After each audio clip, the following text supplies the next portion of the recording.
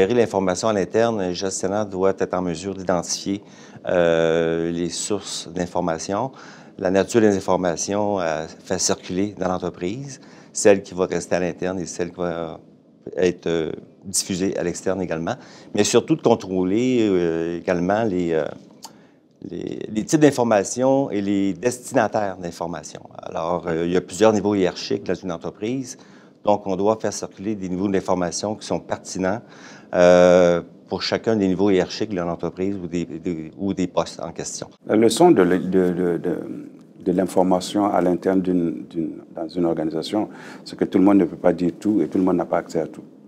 C'est une loi normale de savoir que ce que le président sait, l'employé à un niveau ne peut pas le savoir. Il y a des informations qui sont prospectives, c'est-à-dire des informations à venir et pour lesquelles on n'a pas encore de réponse définitive.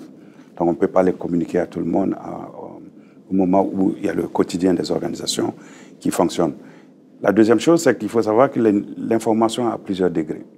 Il y a de l'information qui est hyper pertinente et il y a de l'information qui est de bruit ambiant. Et qui fait partie de la routine de la vie aussi de l'organisation. Donc les types d'informations très corporatives, le nombre d'employés, le nombre de sièges sociaux, le nombre pas de sièges sociaux, d'établissements et des informations. Mais tout le monde n'a pas accès à toute cette information-là. Autrement dit, vous devez savoir ce que vous pouvez dire ou ne pas dire. Vous ne pouvez pas prendre une information et aller dans votre quartier le lendemain et puis commencer une fête nationale en disant ça y est, aujourd'hui, je suis membre de l'organisation tant et puis on attend 2000 employés. Il n'y a personne qui vous a autorisé à faire ça. Il faut garder un niveau de distance par rapport à l'information qu'on a. Souvent, pas le gros bon sens. Et souvent, il y a de l'information qu'on veut que tu répercutes et ça, on te le dit généralement en entreprise. L'information de plusieurs personnes qui sont dans le même domaine, c'est à peu près le même niveau.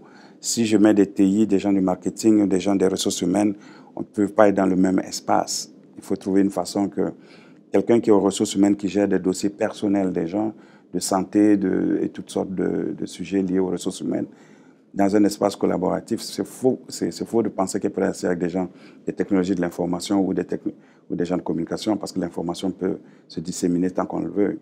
Vous ne voulez pas que votre dossier de santé soit distribué dans un espace de 35 personnes.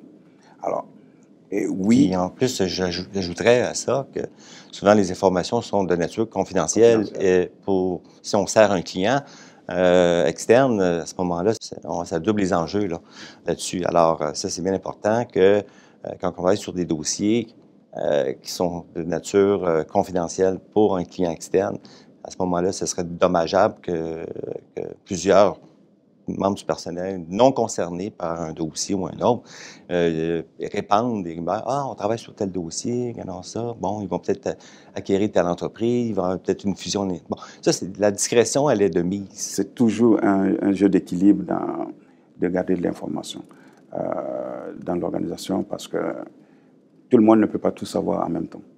C'est impossible. Et il faut garder cette réalité-là. Ce n'est pas que vous êtes moindre dans l'organisation de ne pas en savoir plus. Souvent, vous êtes mieux de ne même pas le savoir. Puis continuez à faire ce que vous avez à faire. Et quand vous le saurez, ce sera le bon temps pour vous. Gérer de l'information dans l'ère des réseaux sociaux, c'est d'abord, ça va vite. Et quelqu'un qui dissémine une information qui n'est pas vraie, ça va vite. Il faut pédaler pour ramener tout ça en plan. Mais généralement, les gens sont un peu discrets. Je pense que les gens, ils font un peu de Facebook, un peu de ici et là comme ça. Mais si ça vous donne des nouvelles de votre bébé ou de votre femme, rapidement, pourquoi ne pas s'en servir? On a eu beaucoup de méfiance à laisser nos employés aller sur ces réseaux-là. Mais aujourd'hui, je ne pense pas qu'on peut faire une police à l'interne. Ce qu'on peut tout simplement souhaiter, c'est que les gens respectent une charte de bienséance, de décence et de ne pas amener d'autres événements, je ne sais pas moi, pornographiques ou des affaires sur l'environnement de travail parce que toutes les mêmes conditions, les codes du code de vie s'appliquent encore d'éthique et de responsabilité. Parce que dans notre entreprise, autant que dans beaucoup d'autres, peut-être, on a un gestionnaire qui s'occupe spécifiquement de ça. Il ne fait pas de censure, mais il contrôle toutes les pages Facebook de ce monde, qu'est-ce qui rentre, qu'est-ce qui sort, par précaution, tout simplement. Là. Et puis, souvent, il ne faut pas que... Enfin, il n'y a pas un minimum de contrôle là, de gestion au niveau des informations qui circulent là-dessus.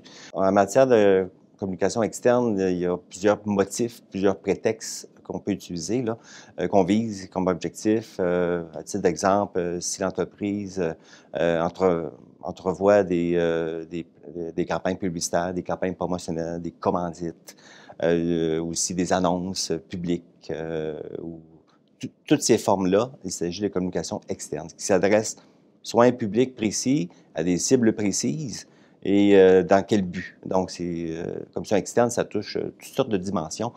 Moi, je pense automatiquement là, à des aspects de campagne publicitaire, philanthropie, donc toute l'exposition de l'entreprise à l'externe, qui peut être vue par les tiers et tout ça. Un des aspects aussi qui peut être préoccupant pour certaines entreprises, mais ne le font pas tous, c'est la marque employeur. Tout le monde se soucie de la marque de leurs produits, leur marque de consommation, leur marque, leur essence de marque, est-elle en bonne position ou non? Mais la marque employeur, c'est autre chose. Ça, c'est une dimension pour laquelle on se pose des questions, mais sans s'en rendre compte. La marque employeur, c'est se soucier, est-ce qu'on est capable d'attirer de nouveaux talents? Quelle est notre image employeur auprès d'un marché potentiel de main-d'œuvre ou de taille-d'œuvre?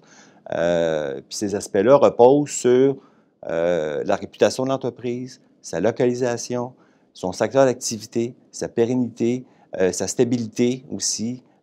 Donc, ce sont des dimensions sur lesquelles l'employeur doit se poser des questions pour attirer des nouveaux talents. Alors, et ensuite, identifier le pilier qui est le plus fort et le pilier qui est le plus faible dans cette analyse-là. Une marque employeur, OK, on a une bonne réputation, mais on est perçu moins bien sur d'autres dimensions. La marque employeur va devoir être utile pour initier des communications, lorsqu'on a des affichages de postes, lorsqu'on veut attirer des nouveaux talents. Donc, ça prend un discours très précis pour que les futurs candidats, peu importe le niveau de poste auquel il s'agit, doit, dans le fond, s'appuyer sur quelque chose de véritable, de crédible aux yeux des candidats. Mais une marque employeur, il faut la soigner si on veut préserver et surtout attirer des nouveaux talents. Puis ça, c'est un aspect qui n'est pas toujours considéré dans l'ensemble des entreprises. Alors, la communication externe est aussi importante, pas pour le recrutement seulement, elle est bonne aussi pour la conversation qu'on veut avoir avec l'environnement dans lequel on est. On parlait de philanthropie tout à l'heure, les dons, les commandites, c'est toutes des façons de communiquer avec l'externe. Est-ce que ça constitue l'identité d'à peu près d'une organisation? Oui. Je pense que de notre côté, on fait l'effort de parler d'un modèle qui est la coopération. On fait exprès de parler de l'agriculture, qui est notre domaine d'activité, et aussi du fait qu'on est ancré au Québec, on est une organisation québécoise, avec une expansion canadienne et dans le monde, et il faut respecter ces cases. Donc, il y a des niveaux de communication à avoir à l'externe quand on est dans des positions comme la nôtre. Et pour communiquer à l'externe, il faut toujours savoir tout le monde n'a pas le droit de le faire. Ça, je reviens là-dessus parce que c'est hyper important. Vous aurez un porte-parole, vous aurez le chef de la direction, le président ou des spécialistes. Dans notre cas, ce sont des agronomes ou souvent des spécialistes du domaine parce que le gars de com que je suis ne peut pas aller parler de dossiers très, très précis sur la place publique sans induire les gens en erreur. Donc, il faut des agronomes pour parler à un moment à des gens et souvent, nous, pour atténuer le propos de l'agronome, pour le rendre comestible pour les autres. Le gestionnaire doit considérer des communications internes autant qu'externes. Ça peut prendre la forme de promesses à chaque fois. Donc, que ce soit au niveau à l'interne qu'à l'externe, les communications doivent être soignées, bien dirigées, bien contrôlées et parfois évaluées également. Donc, il ne faut pas oublier que lorsqu'une entreprise communique quelque chose, elle communique en même temps une promesse sur laquelle elle va devoir répondre, pour laquelle elle va devoir répondre en tant que telle, parce qu'il y a beaucoup d'informations qui sont diffusées.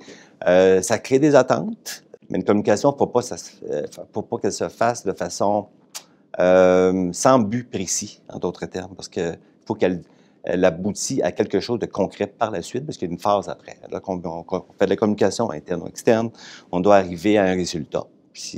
Et on ne fait pas la communication pour faire de la communication, tout simplement.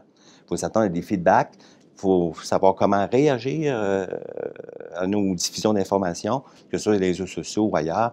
Il faut être prêt à ce moment-là de répondre à toutes les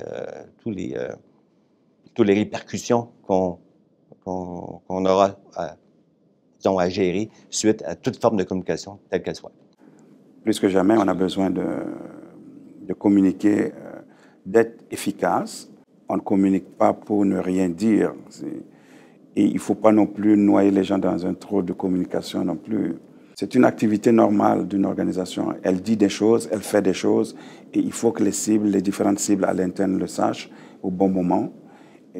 C'est de la cohésion, on parle. On parle de la cohésion du groupe, la cohésion de l'organisation avec ses partenaires, avec ses employés, avec ses dirigeants, entre ses dirigeants.